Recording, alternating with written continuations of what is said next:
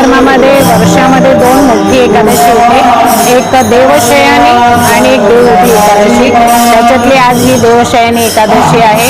आणि ज्या पद्धतीने आम्ही सुरुवातीला जेव्हा द्वारकाधीश मंदिरची प्राणप्रतिष्ठा झाली त्यावेळेला आम्ही सांगितलं होतं की भारतामधील जेवढे प्रसिद्ध मंदिर आहेत त्या मंदिरातल्या मूर्त्या आपण इथे ध्यान मंदिरमध्ये आणणार आहोत।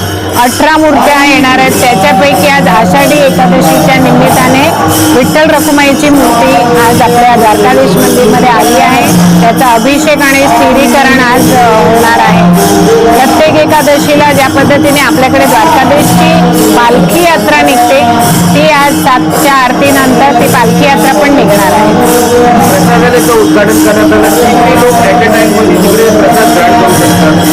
आता आपण सुरुवातीपासून प्रसाद वाटतोय भक्तांना। रोजचे सुरुवातीला 15,000 लोक प्रसाद घ्यायची आणि रविवारी तर ही संख्या 20-25,000 पर्यंत जाते। तर आम्ही इथे काउंटर लावून प्रसाद वाटायचे, परंतु आता जसजसे भक्त वाढत जातात तेव्हा आम्हाला स्वतःचं स्वतंत्र प्रसादालय आवश्यक आहे आणि त्या ठिकाणी हा प्रसाद बनला जाईल, लोकांना रोज प्रसाद वाटला जाईल। परंतु आम्ही असं ठरवलं की लांबून लांबून ज्या बसेस येतात, दिवसाला 10-10, 12-12 बसेस खूप लांबून येतात, त्यांची पण काहीतरी रास्त दरामध्ये जेवणाची सोय झाली पाहिजे।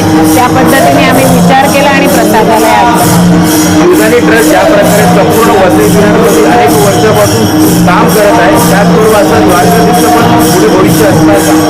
नक्कीच द्वारकाधीशची कृपा झाली।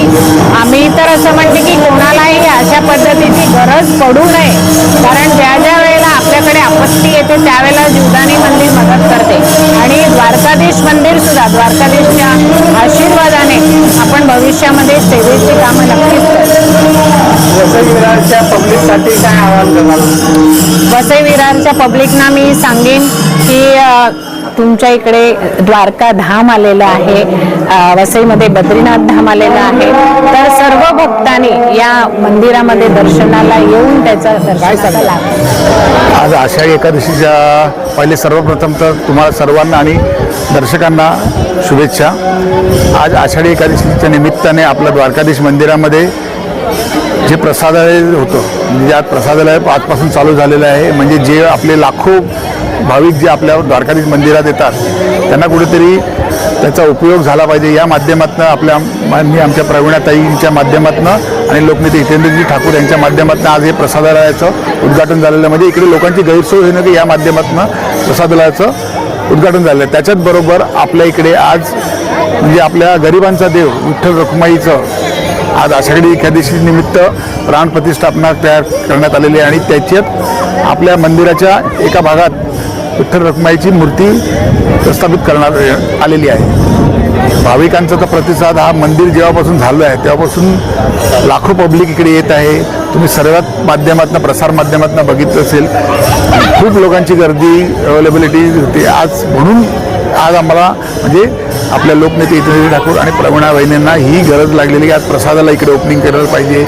आज असे अजून बरेच देवांच्या मूर्त्या अशा बऱ्याच मूर्त्या प्रस्थापित होणार आहेत इकडे। आज त्याच्या माध्यमातून आषाढी एकादशी निमित्ताने आज विठ्ठल रखुमाईची मूर्ती झाली, अशा बऱ्याच मूर्ती म्हणजे आपल्या भारतातल्या चांगल्या चांगल्या देवांच्या मूर्त्या आपल्या इकडे प्रस्थापित होतील। लवकरात लवकर हळूहळू हे काम पुढे चालत जाईल। द्वारकाधीश मंदिर हे फक्त लोकांसाठी तयार केलेलं मंदिर आहे। म्हणजे ज्या द्वारकेला जायला आज आपल्याला एवढा टाईम लागतो, एवढा वेळ लागतो, ते द्वारका आपल्या इकडे साक्षात विरारमध्ये साकारलेली आहे।